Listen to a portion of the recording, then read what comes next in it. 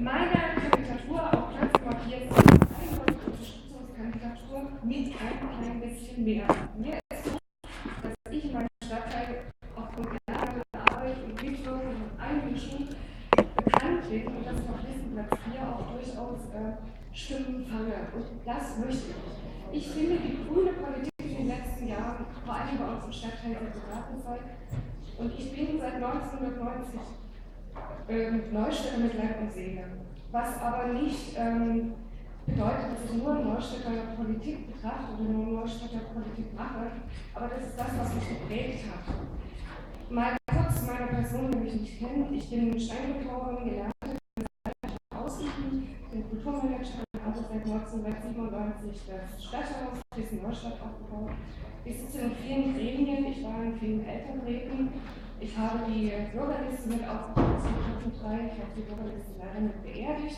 Ich stand lange Zeit für Kommunalpolitik ohne Parteibuch und ich habe mir auch diesen Schritt, jetzt im Januar grünes Parteimitglied zu werden, ganz reiflich überlegt und möchte jetzt probieren, wie sich Kommunalpolitik auf der Ebene in einem Stadtteil anfühlt als Parteimitglied.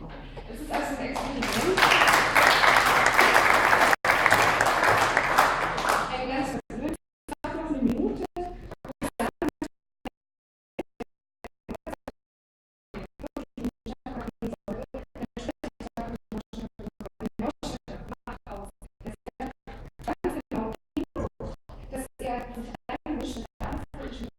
Das sind Punkte, die ich auch in diesen Stadtrat einbringen möchte.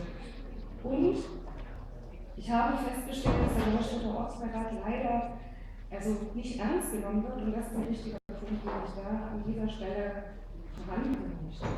Aus meiner Arbeit habe ich festgestellt, dass die Verwaltung sehr differenziert zu betrachten ist. Wir haben einen super Ordnungsleiter, mit dem eine Zusammenarbeit ohne Ratsarbeit, das sind auch zwei Punkte, die ich in meiner Arbeit weiter voranbringen möchte. Ansonsten